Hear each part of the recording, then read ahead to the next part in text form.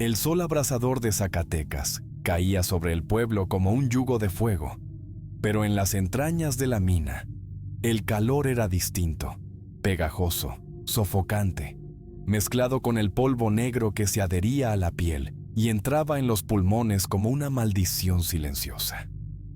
José María, un hombre de manos ásperas y espalda encorvada por los años de trabajo, picaba la roca con la fiereza de quien no tiene otra opción. Sus sueños de fortuna se habían desvanecido con cada día que pasaba sin encontrar más que piedras vacías. Cada golpe de su pico resonaba en la oscuridad, un eco burlón que le recordaba que, por más que cavara, la riqueza nunca llegaba.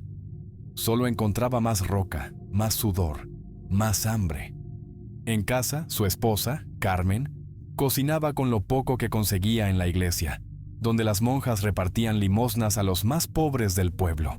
Era una mujer de piel curtida por el sol y manos firmes, acostumbradas tanto al trabajo como al consuelo.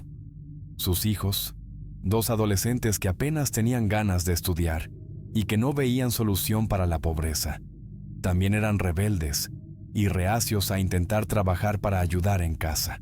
Habían crecido escuchando las mismas historias de miseria y frustración, y en sus mentes el destino ya estaba sellado. No había escapatoria, solo resignación o enojo. Para ellos, la escuela era una pérdida de tiempo y el trabajo, una trampa en la que su padre había caído toda su vida sin obtener nada a cambio.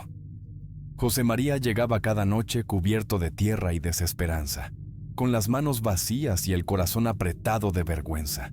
La mirada de Carmen no lo culpaba, pero su silencio lo atormentaba más que cualquier reproche. ¿Qué clase de hombre no podía alimentar a su propia familia? ¿Qué futuro esperaba a sus hijos si ellos ya no creían en nada? En la cantina, entre tragos de mezcal barato, los mineros murmuraban la misma condena de siempre. Aquí nacimos pobres, y pobres nos moriremos. La mina nos traga vivos y escupe nuestros huesos cuando ya no servimos. Pero entre las sombras y el humo del tabaco, un viejo borracho hablaba de algo diferente. Un tesoro oculto, más viejo que la mina misma, enterrado en sus profundidades.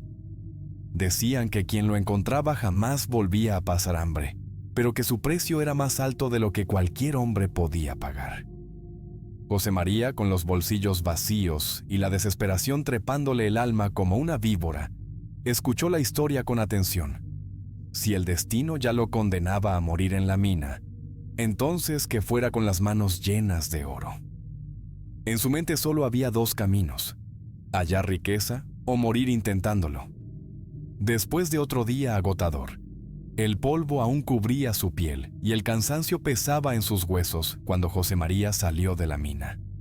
La jornada había sido como todas, monótona, árida, sin más recompensa que el dolor en la espalda y el sudor empapando su camisa. Se frotó los ojos con manos callosas y levantó la vista, listo para emprender el camino a casa, pero entonces lo vio. A unos metros de la entrada de la mina, una figura alta y delgada, vestida completamente de negro, con un sombrero ancho que ocultaba su rostro.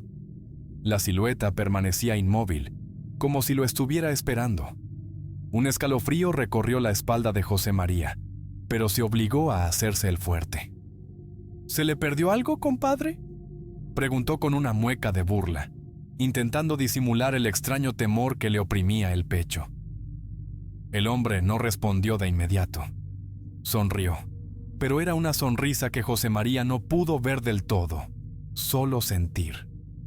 Un gesto silencioso, casi burlón, que se clavó en su mente como un clavo oxidado. «La fortuna está más cerca de lo que crees, José María», dijo el desconocido con una voz profunda, áspera, como el eco de la mina misma. El minero sintió que el estómago se le encogía. Nadie en el pueblo lo llamaba por su nombre sin conocerlo. Y ese hombre no era de ahí. Un forastero nunca se acercaría a la mina a esas horas. Quiso preguntar quién era, de dónde venía, qué demonios quería, pero antes de que pudiera pronunciar una palabra, la figura desapareció entre la bruma del atardecer, como si nunca hubiera estado ahí. Esa noche, el sueño lo atrapó con un peso diferente. En su mente, los túneles de la mina no eran oscuros ni fríos, sino brillantes como el oro puro. A su alrededor, voces sibilantes susurraban su nombre, llamándolo con una dulzura que le erizaba la piel. José María. José María. Ven. Se vio a sí mismo avanzando por pasadizos interminables, siguiendo un resplandor hipnótico que lo guiaba más y más profundo. Cuando alzó la mano para tocar la roca dorada, despertó con un sobresalto, cubierto de sudor. El alba aún no había teñido el cielo, pero en su interior, algo ya estaba decidido. Algo lo llamaba desde el corazón de la montaña. Y él, sin entender por qué, quería responder. José María despertó antes de que el sol asomara en el horizonte, con el corazón golpeándole el pecho. El sueño seguía latiendo en su mente como un fuego imposible de apagar. Se levantó con rapidez, sintiendo una urgencia extraña, como si algo lo llamara de verdad desde la mina. Mientras caminaba por el sendero polvoriento, murmuraba en voz baja, perdido en sus propios pensamientos. Ese oro, lo vi, lo sentí. No fue solo un sueño. No puede ser solo un sueño, se decía, casi como si intentara convencerse a sí mismo. Sus pasos eran rápidos, inquietos. El hombre del sombrero negro. ¿Quién era? ¿Por qué me dijo eso?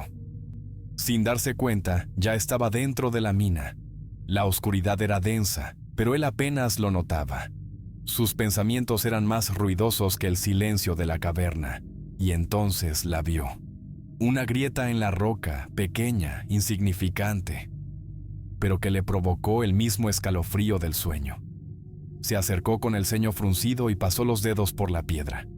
Algo estaba ahí detrás. Tomó su pico y golpeó con fuerza. Una vez, otra más. Su respiración se agitó. Su mente ardía de emoción y temor a la vez. Esto es real. Tengo que llegar. El último golpe abrió la roca con un crujido seco. Un hueco oscuro se reveló ante él y al entrar, sus manos temblaron. La cueva secreta estaba llena de monedas de oro, amontonadas como si alguien las hubiera dejado ahí siglos atrás, tan antiguas que parecían prohibidas. José María sintió que el aire dentro de la cueva era denso, pesado, como si algo lo observara desde la oscuridad. Pero la miseria pesa más que el miedo. Sin dudarlo, comenzó a meter las monedas en su ropa, apretándolas contra su pecho. Sabía que su vida estaba a punto de cambiar, aunque aún no entendía a qué precio. Al principio José María no se dio cuenta. Gastaba, regalaba, pagaba lujos que nunca había soñado, pero su dinero jamás disminuía. Cada día sacaba monedas de su bolsillo y cada noche, sin importar cuánto hubiera gastado, encontraba más. Era como si el oro lo siguiera, como si se aferrara a él. Lo atribuyó a la buena fortuna, a la recompensa por tantos años de sufrimiento. Pero pronto, esa riqueza infinita dejó de parecer una bendición y empezó a sentirse como algo más. Algo que lo ataba, algo que nunca lo dejaría ir.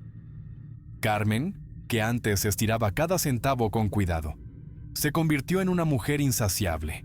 Vestidos de seda, joyas brillantes, zapatos caros, todo lo quería, todo lo compraba. Se paseaba por el pueblo con aires de reina, disfrutando las miradas envidiosas de las otras mujeres. Sus hijos no fueron distintos. Dejaron la escuela sin mirar atrás y empezaron a gastar el dinero de su padre sin medida.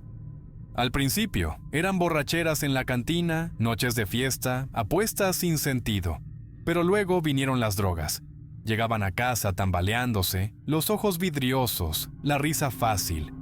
Y José María. José María seguía pensando que todo estaba bien, que su familia simplemente disfrutaba de lo que nunca habían tenido, hasta que dejó de ser diversión y se convirtió en exceso. El pueblo empezó a murmurar. Las miradas de admiración se convirtieron en ojos llenos de sospecha. La gente ya no se acercaba con respeto, sino con temor. En la iglesia, cuando José María quiso hacer una donación, El sacerdote rechazó las monedas con un gesto severo. «Ese dinero no es de Dios». José María sintió un escalofrío. Por primera vez desde que encontró el oro, temió por su vida. Al principio, José María pensó que eran imaginaciones suyas, pero los murmullos del pueblo se hicieron más fuertes. «Ese dinero está maldito. Ese hombre vendió su alma». Las palabras viajaban de boca en boca, y lo peor fue cuando su propia familia comenzó a escucharlas. Carmen y sus hijos ya no solo querían gastar el dinero, ahora querían ser aceptados. Querían recuperar el respeto que el oro les había dado al principio, pero se dieron cuenta de que no bastaba con la riqueza. Había algo en ese dinero que la gente temía. Entonces, todo cambió. Carmen dejó de mirarlo con amor, sus hijos evitaban hablarle, y la casa, que antes era un refugio, se convirtió en un lugar frío, lleno de silencios pesados. Las noches se volvieron insoportables. Carmen ya no compartía cama con él, apenas le dirigía la palabra.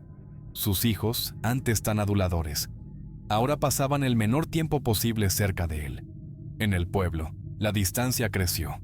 Los amigos que antes lo alababan ya no lo buscaban, y los comerciantes le vendían con desgano, con miradas esquivas. José María no entendía qué estaba pasando. ¿Por qué lo evitaban? ¿Por qué su propia familia lo veía con miedo? Él seguía siendo el mismo, ¿o no? Una noche, cuando intentó entrar a su propia casa, la puerta no se abrió. Golpeó con fuerza, pero del otro lado, solo escuchó un llanto ahogado. La voz de Carmen, rota, temblorosa, susurró una frase que le heló la sangre. «No lo dejen entrar. Ya no es mi marido». José María sintió como algo se rompía dentro de él. Estaba solo con la moneda maldita en su bolsillo, solo con la riqueza que ahora no valía nada. Y en ese momento, entendió que lo había perdido todo. José María caminaba sin rumbo, con la ropa sucia y el rostro demacrado, como un fantasma que nadie quería ver. Pasaba por las calles, y la gente se apartaba con rapidez, algunos con miedo, otros con asco. Los mismos que antes lo envidiaban, que le pedían favores y dinero, ahora lo miraban con desprecio.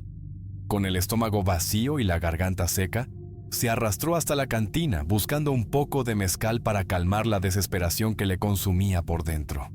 Sacó una moneda de oro, la puso sobre la barra y levantó la voz.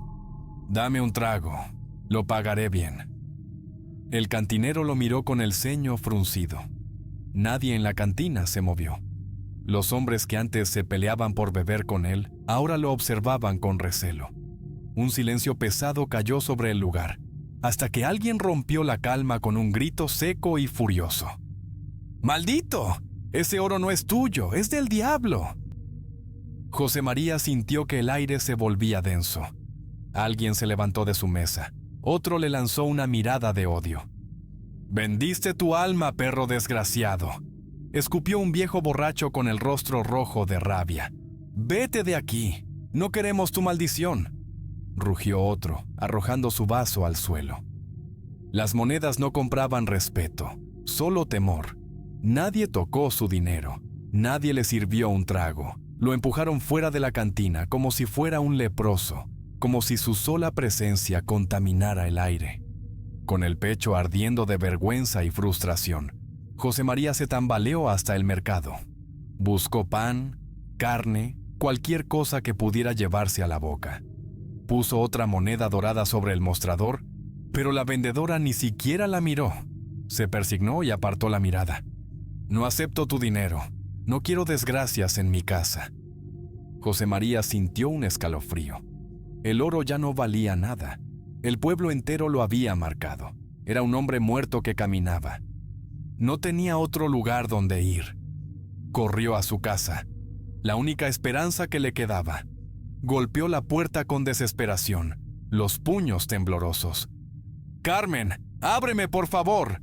Soy yo, tu marido, mis hijos, déjenme entrar». Por un momento solo hubo silencio. Un silencio tan pesado que le oprimió el pecho. Y entonces, la puerta se abrió un poco. solo para que un balde de agua fría lo empapara de pies a cabeza. Sus hijos, aquellos que antes lo abrazaban y lo llamaban el mejor padre, lo miraban con rabia y asco. «¡Lárgate!», gritó su hijo mayor con los ojos encendidos de furia. «Ve a buscar otra familia porque aquí ya no tienes una», escupió el menor. La puerta se cerró de golpe. José María se quedó ahí, temblando, con la ropa mojada pegada al cuerpo, con la sangre hirviendo de tristeza y rabia. Había sido el hombre más pobre del pueblo, el más despreciado. Ahora era el más rico. Y lo odiaban aún más. Esa noche, la cantina estaba vacía, salvo por una mesa en la esquina. José María se dejó caer en una silla, sin fuerzas, sin alma.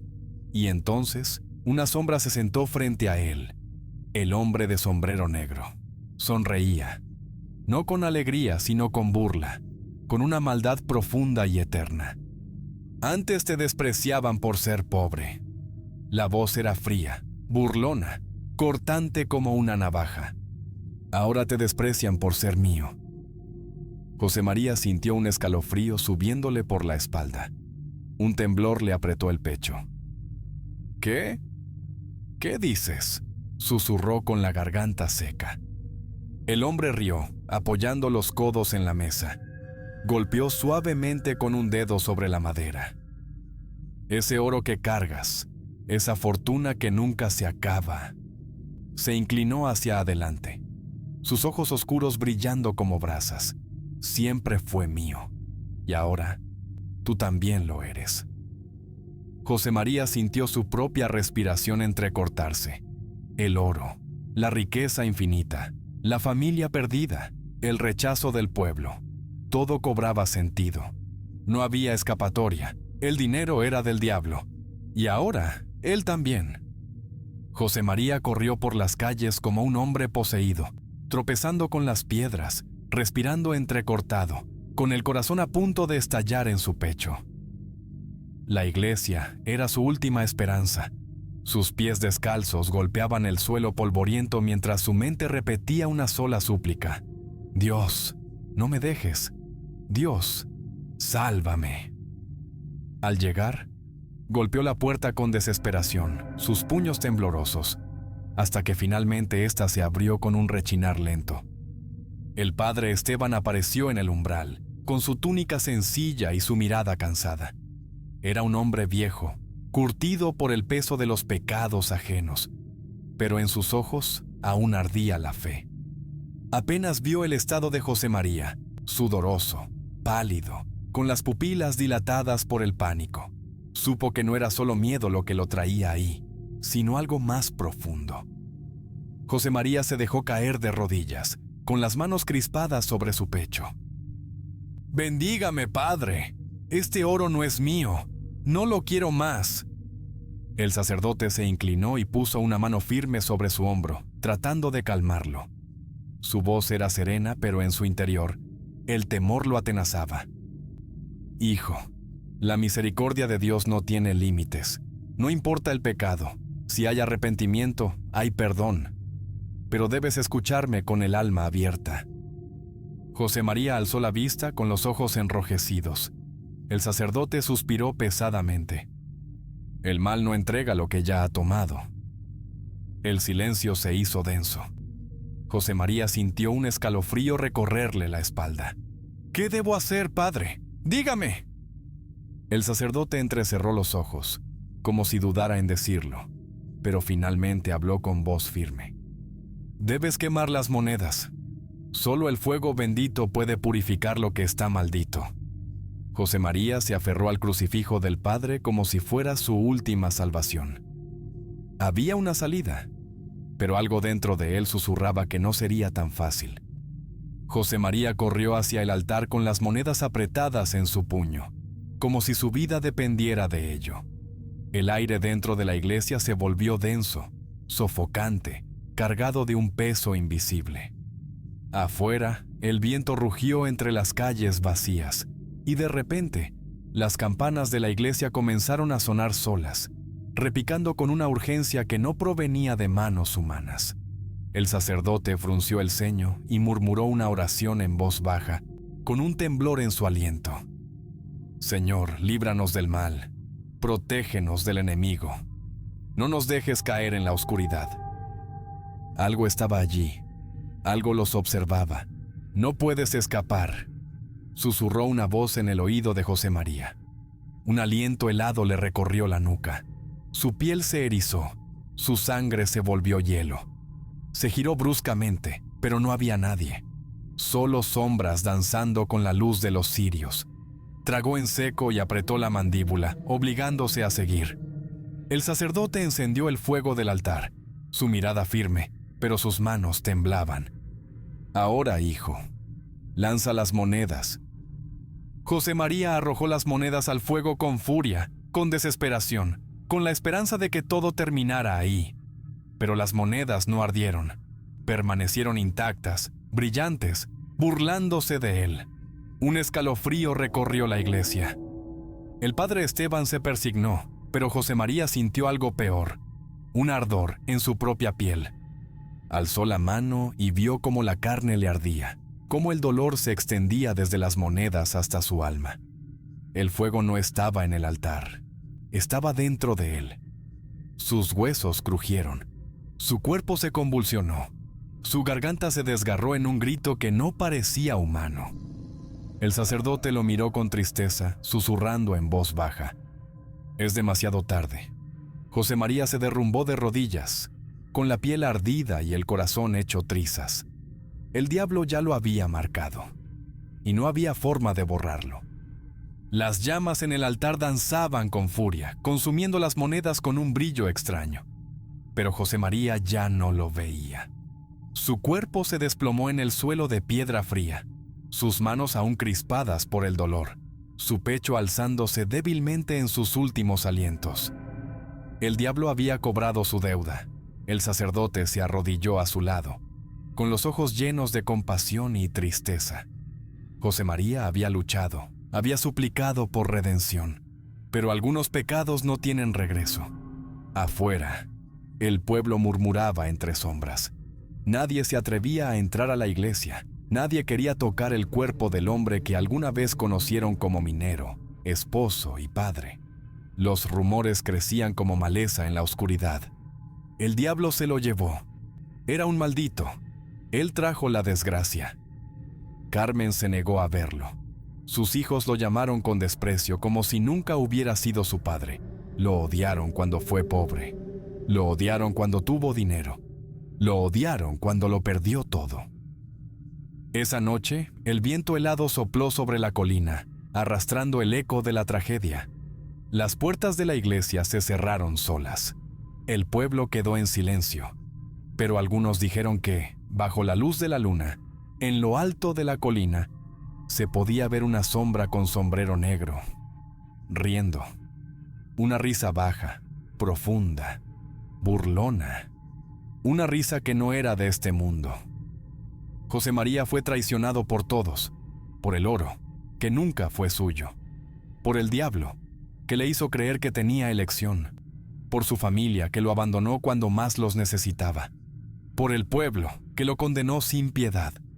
Pero hasta el último momento, hasta el último suspiro, él intentó ser un hombre bueno, intentó cambiar su destino, intentó ser justo, pero a veces el destino ya está escrito.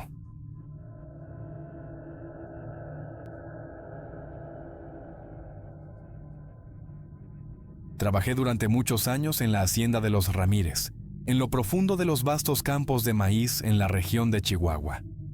Don Ramiro Ramírez, el dueño, era el hombre más rico y poderoso de la zona.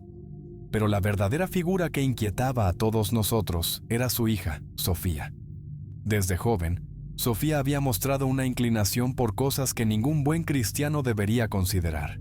Su belleza era innegable, lo que le valió el apodo de Flor del Maíz. Pero aquellos que la conocíamos de cerca sabíamos que bajo esa apariencia angelical se escondía un alma oscura y peligrosa. Sofía nunca tuvo una buena relación con su madre.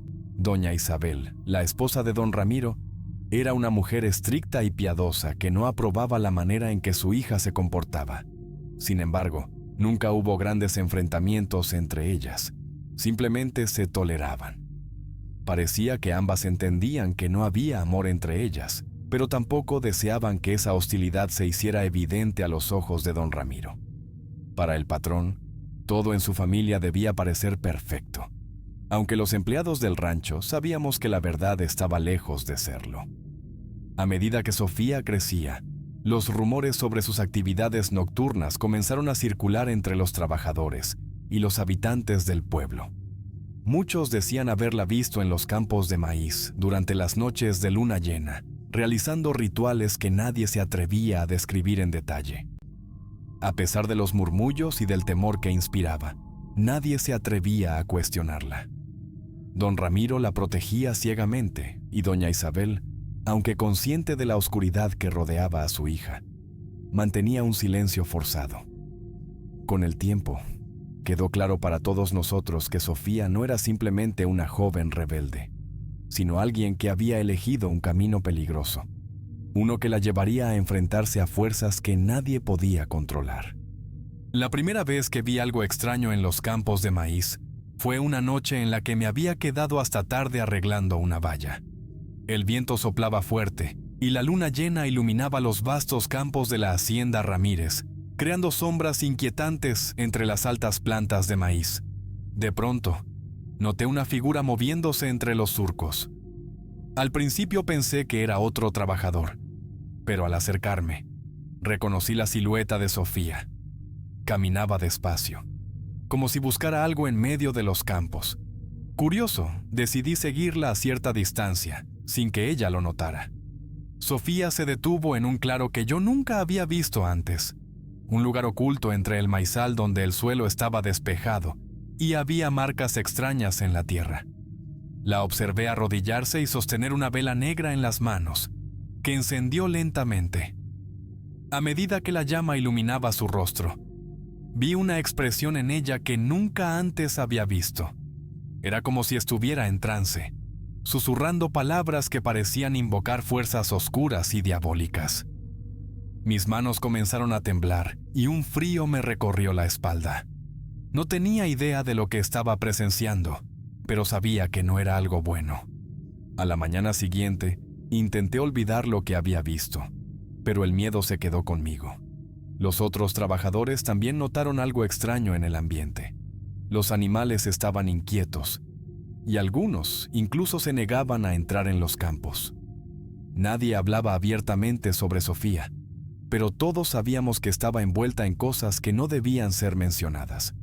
Sin embargo, el patrón, don Ramiro, no parecía darse cuenta de nada, o tal vez no quería verlo. Decidí no decir nada, por miedo a las represalias, pero dentro de mí crecía la certeza de que algo muy oscuro estaba a punto de desatarse en la hacienda. Los días que siguieron al incidente en el maizal estuvieron marcados por una tensión creciente en la hacienda. Aunque intentaba seguir con mi trabajo como de costumbre, no podía dejar de pensar en lo que había visto. La imagen de Sofía con la vela negra, invocando esas fuerzas oscuras, se repetía una y otra vez en mi mente. El aire en la hacienda parecía haberse vuelto más pesado, como si una sombra invisible se hubiera posado sobre nosotros, afectando a todos los que trabajábamos allí. Comencé a notar que los trabajadores evitaban cruzarse con Sofía, haciendo todo lo posible por no encontrarse con ella en los pasillos de la hacienda o en los campos. Algunos incluso murmuraban oraciones en voz baja cuando la veían pasar. Pero lo más inquietante era el cambio en los animales. Los caballos, que normalmente eran dóciles, empezaron a mostrarse nerviosos y agresivos sin razón aparente, y los perros de la hacienda, antes leales guardianes, ahora parecían asustados, rehusándose a acercarse a ciertas áreas del rancho. Era como si todos los seres vivos en la hacienda percibieran la oscuridad que Sofía había desatado. Una noche, mientras intentaba dormir, escuché pasos ligeros y rápidos cerca de mi ventana. Me levanté y miré hacia afuera, solo para ver la figura de Sofía moviéndose entre las sombras, con una determinación fría en su andar. No llevaba la vela esta vez. pero sus movimientos eran tan sigilosos y calculados que parecían parte de un plan que solo ella conocía. Sentí un escalofrío recorrerme y me aparté de la ventana, temeroso de lo que podría significar su presencia. Aunque no sabía qué estaba planeando, algo me decía que lo peor estaba por venir. Con el paso de los días, la oscuridad que Sofía había desatado comenzó a manifestarse de formas más inquietantes. Los trabajadores se volvieron más reservados y desconfiados, y la tensión en la hacienda era palpable. Pero lo más perturbador era la manera en que doña Isabel, la madre de Sofía, comenzó a enfermar. Al principio todos pensamos que se trataba de un simple resfriado, pero su salud se deterioró rápidamente. Pasaba días enteros en su habitación y su rostro, antes tan severo, se veía pálido y agotado. Parecía que una sombra invisible estaba drenando su vitalidad. Una mañana, mientras trabajaba en el establo, escuché a don Ramiro discutir acaloradamente con Sofía. Aunque no pude entender todas las palabras, capté suficientes fragmentos para darme cuenta de que doña Isabel sospechaba de las actividades de su hija y había confrontado a don Ramiro. Sofía, en lugar de mostrarse afectada, respondía con frialdad, negando cualquier acusación y desafiando la autoridad de su madre. Fue la primera vez que escuché a Sofía hablar con tanto desprecio hacia alguien, y me quedó claro que ya no intentaba ocultar la oscuridad que llevaba dentro. Esa noche, mientras la hacienda estaba sumida en el silencio, vi a Sofía salir de la casa principal y dirigirse hacia los campos de maíz una vez más. Sabía que algo terrible estaba a punto de suceder, pero no me atreví a seguirla. La mirada que había visto en sus ojos mientras discutía con don Ramiro era la de alguien que estaba dispuesto a todo para proteger sus secretos. Sentí una mezcla de miedo y repulsión, consciente de que Sofía estaba llevando a cabo un plan más siniestro de lo que cualquiera podría imaginar, y que su propia familia se estaba convirtiendo en víctima de su maldad. La enfermedad de doña Isabel se agravó con una rapidez inquietante. Los médicos del pueblo no encontraban una explicación clara para su condición, pero algunos de los trabajadores, especialmente los más ancianos, empezaron a murmurar que la señora estaba bajo un maleficio. La casa principal se llenó de una atmósfera lúgubre, con las ventanas cerradas y el aire denso de incienso y rezos. Don Ramiro, desesperado por la salud de su esposa, comenzó a pasar menos tiempo en los campos y más en la cabecera de la cama de doña Isabel.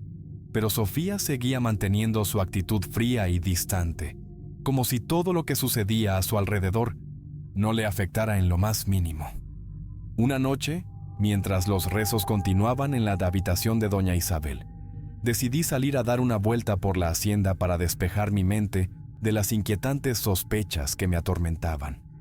Caminando entre los establos y los campos de maíz, noté que todo estaba anormalmente silencioso, como si hasta los animales estuvieran conteniendo la respiración. Al llegar a la orilla del maizal, escuché unos susurros provenientes del claro donde había visto a Sofía la primera vez. Mi corazón se aceleró, pero algo me impulsó a acercarme con cautela. Allí, entre las sombras, vi a Sofía de nuevo. Esta vez no estaba sola. A su alrededor, pequeñas velas negras iluminaban el suelo, donde había dibujado un círculo con símbolos que no reconocí. Pero lo más perturbador era que hablaba en voz baja, susurrando palabras en un tono que no era el suyo, como si estuviera poseída por una fuerza oscura. No pude distinguir a quién le hablaba, pero sentí claramente una presencia inquietante en el aire, algo que no pertenecía a este mundo. Estaba seguro de que Sofía estaba llevando a cabo un ritual más peligroso que los anteriores, y el miedo me paralizó, dejándome incapaz de moverme o gritar. Doña Isabel estaba al borde de la muerte.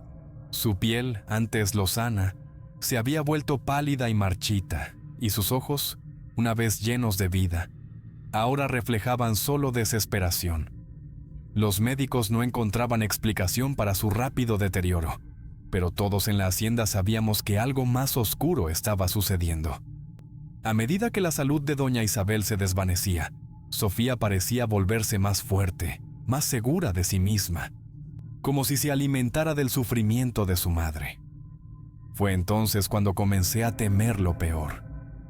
Una noche, mientras el resto de la hacienda dormía, vi a Sofía dirigirse de nuevo hacia el maizal, con ese paso decidido que me helaba la sangre.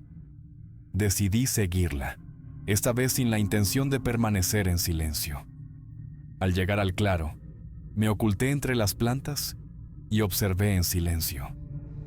Sofía estaba arrodillada, rodeada por velas negras, murmurando palabras en un tono bajo y siniestro. Pero esta vez, lo que escuché me dejó paralizado.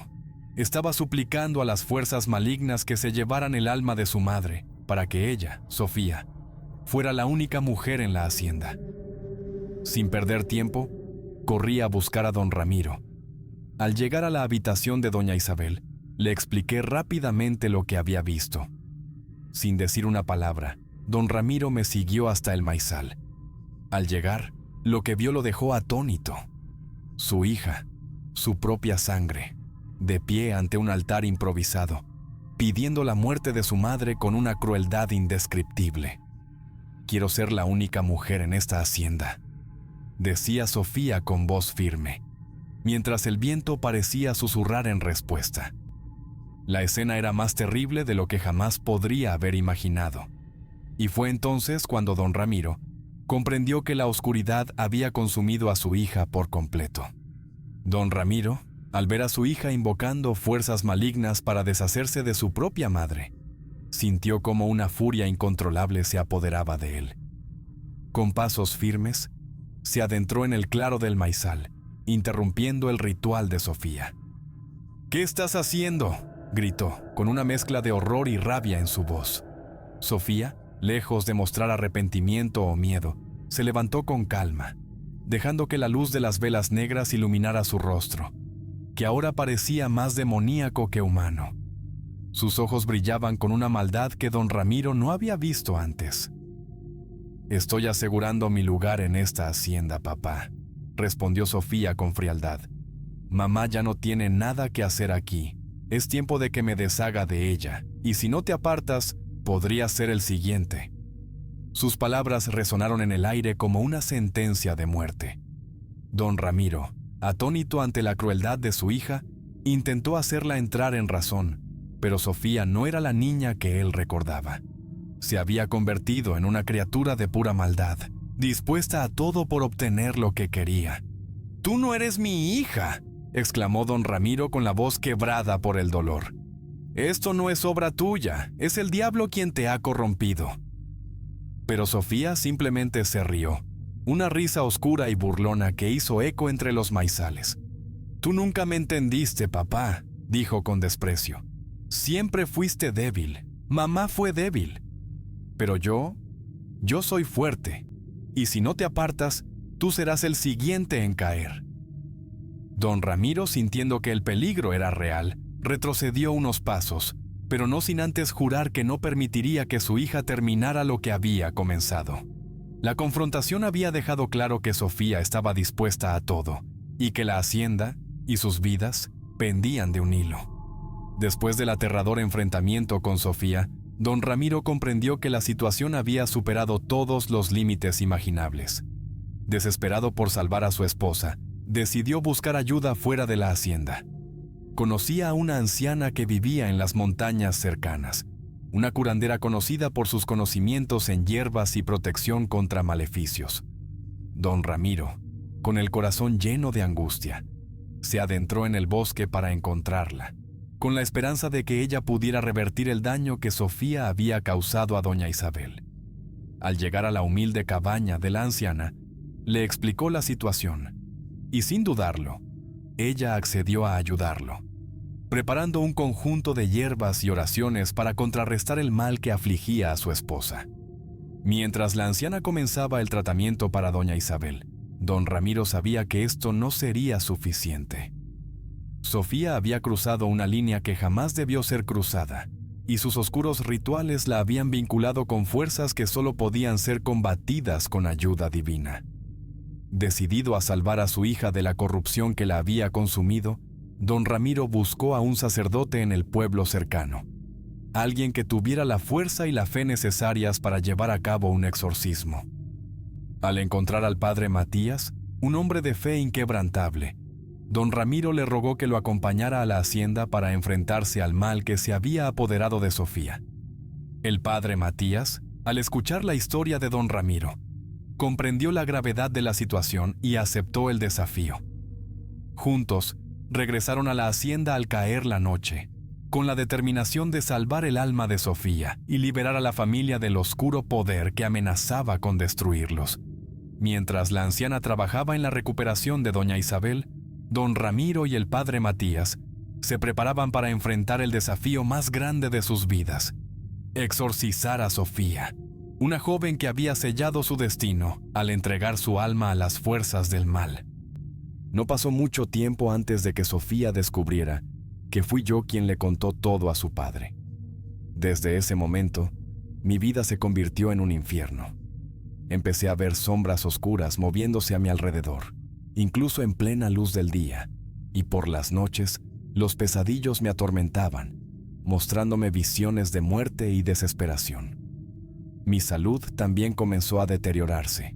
Sentía un peso constante en el pecho, como si algo invisible estuviera aplastando mi alma. Sabía que Sofía había desatado su furia sobre mí y que mi vida estaba en peligro. Mientras tanto, el padre Matías intentó acercarse a Sofía, buscando salvarla de la oscuridad que la había consumido. Se sentó con ella, trató de hablarle, de hacerle recordar quién era antes de caer en las garras del mal. Pero Sofía, con una sonrisa fría y distante, se limitaba a observarlo sin mostrar emoción alguna. Cuando las palabras no tuvieron efecto, el sacerdote y don Ramiro decidieron tomar medidas más drásticas. Prepararon agua bendita y comenzaron a rociarla sobre Sofía mientras recitaban oraciones en voz alta. Sin embargo, en lugar de mostrar dolor o arrepentimiento, Sofía simplemente comenzó a reír, una risa diabólica que resonó por toda la casa, helando la sangre de todos los presentes. La escena fue aterradora. Sofía, empapada en agua bendita, permanecía inmóvil, con los ojos llenos de una maldad indescriptible, mientras su risa retumbaba en las paredes. Nada de lo que hicieron pareció afectarla, y cada vez que el padre Matías elevaba su voz en oración, Sofía respondía con burlas y sarcasmo. «¿Eso es todo lo que tienes, papá?», decía, dirigiéndose a don Ramiro. «Nada de lo que hagas podrá detenerme». La desesperación comenzó a apoderarse de nosotros, y supe entonces que la batalla contra las fuerzas que Sofía había desatado sería mucho más difícil y peligrosa de lo que habíamos imaginado. Al ver que todos sus esfuerzos para salvar a Sofía habían fracasado, don Ramiro comenzó a perder la esperanza. La risa diabólica de su hija resonaba en su mente día y noche, y la salud de doña Isabel seguía empeorando a pesar de los esfuerzos de la anciana. Desesperado y al borde de la desesperación, don Ramiro tomó una decisión que nunca hubiera imaginado. Decidió hacer un pacto con su propia hija, un acuerdo que llamó un pacto con el demonio. Si Sofía los dejaba en paz, él se marcharía de la hacienda junto con doña Isabel, dejándole a Sofía la propiedad y una gran cantidad de dinero. Esa noche, don Ramiro se enfrentó a Sofía una vez más, esta vez con una oferta que esperaba pudiera detener la oscuridad que la consumía. «Te dejaré todo, la hacienda, el dinero, lo que quieras», le dijo con voz cansada pero firme. «Solo déjanos en paz. Me llevaré a tu madre y nunca más volveremos. La hacienda será tuya para que hagas con ella lo que desees». Sofía, al escuchar la oferta de su padre, se quedó en silencio por un momento, como si estuviera considerando la propuesta. Luego, una sonrisa lenta y peligrosa se extendió por su rostro. «¿Te irás para siempre, papá?», preguntó con un tono cargado de ironía. Don Ramiro, con el corazón roto, asintió. Sabía que estaba entregando todo lo que había construido durante su vida, pero no veía otra manera de proteger a su esposa y a los pocos que aún quedaban en la hacienda. «Sí», respondió finalmente, «nos iremos y no volveremos. Solo te pido que nos dejes vivir en paz». Sofía aceptó el pacto sin mostrar un ápice de emoción, como si lo que su padre le ofrecía fuera poco comparado con el poder que ya sentía correr por sus venas. Con un acuerdo sellado por la desesperación, don Ramiro se preparó para abandonar la hacienda, sabiendo que, al hacerlo, estaba dejando atrás no solo su hogar, sino también a la hija que una vez conoció. Una vez que el pacto fue sellado, Sofía dejó de atormentar a su madre. Doña Isabel comenzó a mostrar señales de mejoría, aunque seguía débil y asustada. Don Ramiro, cumpliendo su promesa, organizó discretamente la mudanza. Sin avisar a nadie sobre su destino, partieron en la madrugada, llevando consigo solo lo esencial. El miedo a que Sofía pudiera romper el pacto y desatar nuevamente su maldad los obligó a marcharse en silencio, dejando atrás la hacienda que había sido su hogar por generaciones. Se despidieron con el corazón pesado, sabiendo que dejaban su vida anterior en manos de su hija, ahora consumida por las fuerzas oscuras. Con la partida de don Ramiro y doña Isabel, Sofía se convirtió en la reina absoluta de la hacienda. Sin nadie que la controlara, se entregó por completo a sus rituales, invocando poderes cada vez más oscuros. Pero su crueldad no se limitó a los rituales. Pronto, Sofía comenzó a maltratar a los trabajadores, tratándolos con una dureza y una malicia que nunca antes se había visto en la hacienda. Nadie estaba a salvo de su furia.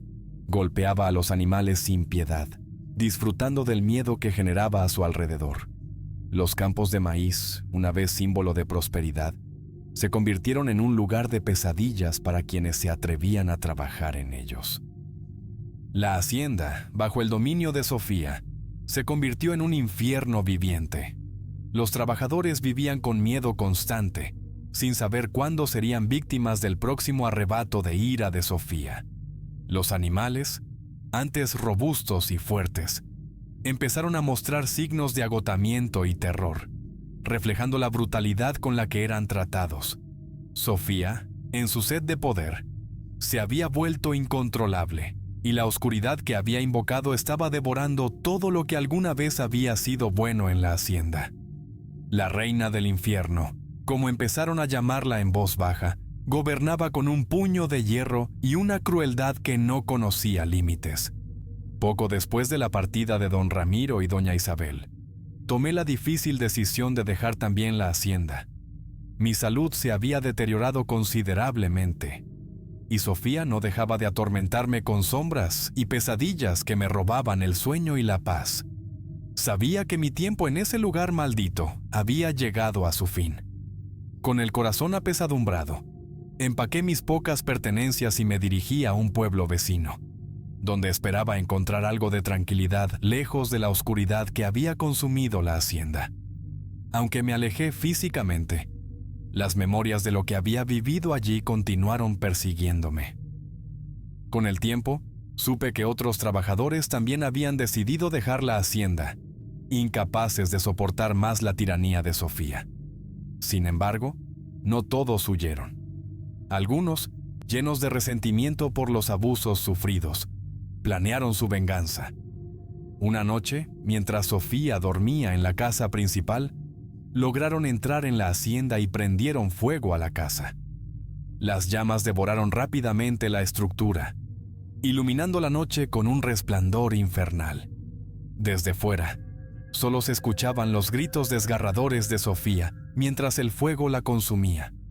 En su agonía, lanzó maldiciones y amenazas, jurando que todos pagarían muy caro por lo que habían hecho.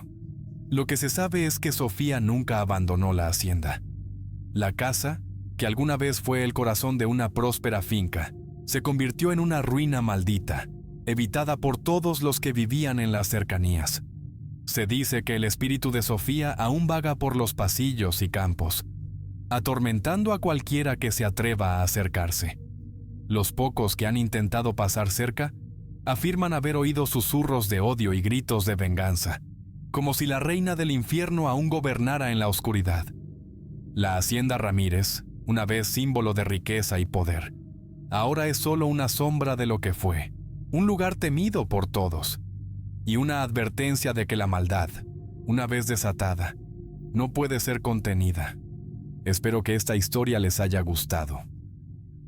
Es un placer para mí compartir esos relatos con ustedes.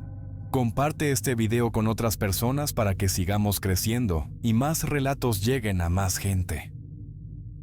Escríbeme sus experiencias y sus opiniones en los comentarios. Eso me ayuda a seguir mejorando. Si el video les gustó, por favor, no duden en escribirse y darle me gusta. Muchas gracias y un saludo nada cordiales a todos. Nos vemos hasta la próxima.